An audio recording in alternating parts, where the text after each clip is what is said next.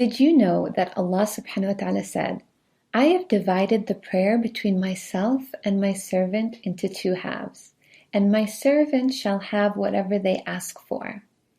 When my servant says, Alhamdulillahi Rabbil Alameen, all praise is due to Allah, Lord of the worlds, Allah subhanahu wa ta'ala says, Hamadani abdi, my servant has praised me.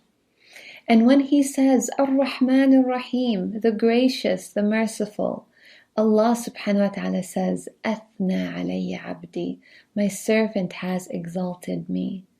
And when he says, Maliki yawmiddin, the master of the day of judgment, Allah subhanahu wa ta'ala says, Majjadani abdi, my servant has glorified me, and my servant has submitted to me.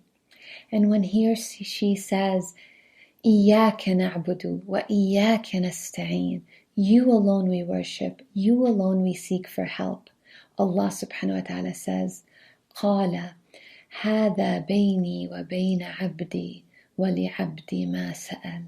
This is between me and my servant will have whatever he or she asks for.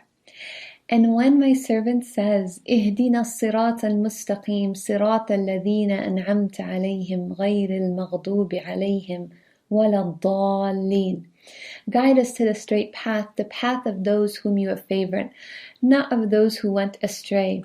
Allah says, هذا لعبدي ولعبدي ما سأل. This is for my servant, and my servant will have what he or she has asked for. Subhanallah. The Prophet ﷺ said, when one of you is in prayer, he is talking to Allah in private.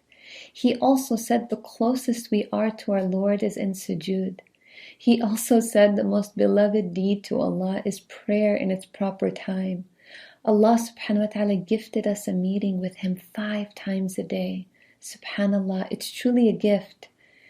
You get to stand in front of your Lord, the one who created you, and have this intimate conversation with Him.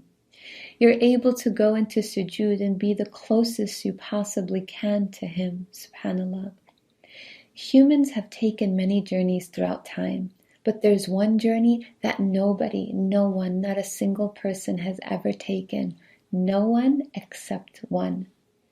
To a place no creation have ever set foot. No human, no jinn, nor angel.